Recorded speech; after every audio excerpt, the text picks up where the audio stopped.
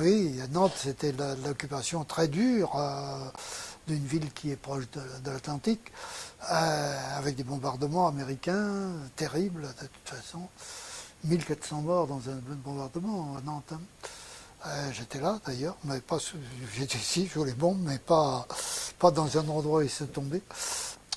Donc non, pas de vie politique et pas de vie du tout. C'est-à-dire pas de balles, pas de bord de mer, pas de rien. Voilà, on n'imagine pas.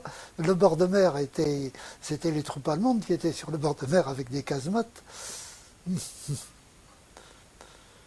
Donc rien. Euh, la seule chose possible, et c'est tout mon avenir est là, c'est la lecture. Moi, j'ai dévoré les livres, je dévorais les livres.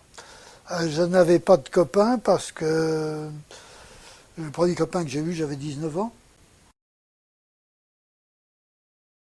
J'ai échappé à la déportation du travail en Allemagne. Vous savez, j'étais dans le STO, j'ai échappé parce que je suis allé au pupille de la nation, à mon père tutélaire, et j'ai dit je ne veux pas aller en Allemagne. Oh, bah, bon, tu nous embêtes, qu'est-ce que tu veux faire? Ben, je ne veux pas aller en Allemagne, je veux rester ici. Bon, ben d'accord, on va te caser quelque part. Et on m'a casé à la préfecture de Nantes dans le service des déportés, des sinistrés. Hmm. Où je m'occupais des sinistrés et des déportés. Donc, j'étais casé, là, surtout à ce service-là, je risquais pas d'être. Mais il s'est trouvé que j'ai été lié un peu à des mouvements de résistance et que je faisais des faux papiers, etc. Mon poste à la préfecture me permettait beaucoup de choses.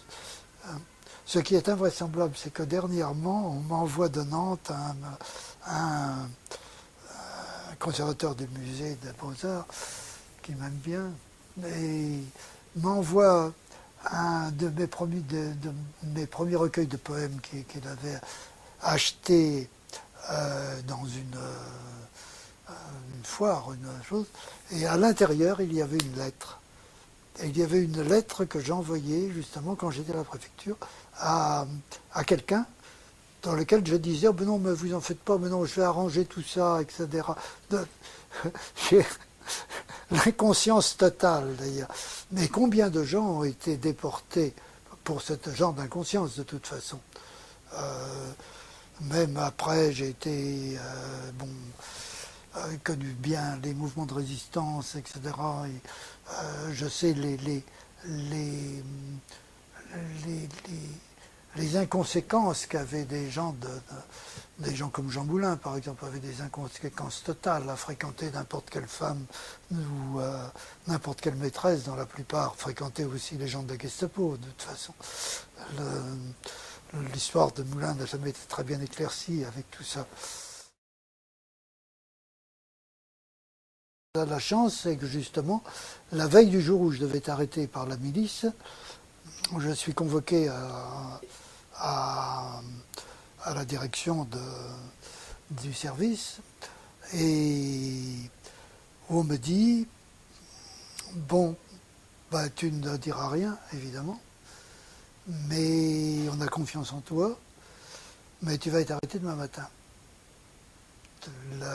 Demain matin, ça a été décidé, on le sait, donc il faut que tu t'en ailles dès ce soir.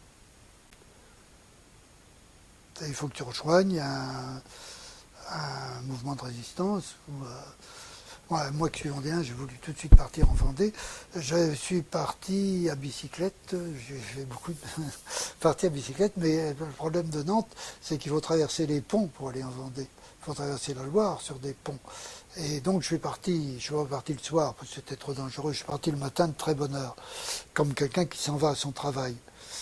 Mais il fallait traverser les ponts. Et donc, à bicyclette, je traverse le pont, mes ponts. Il y avait les sentinelles allemandes qui me regardent.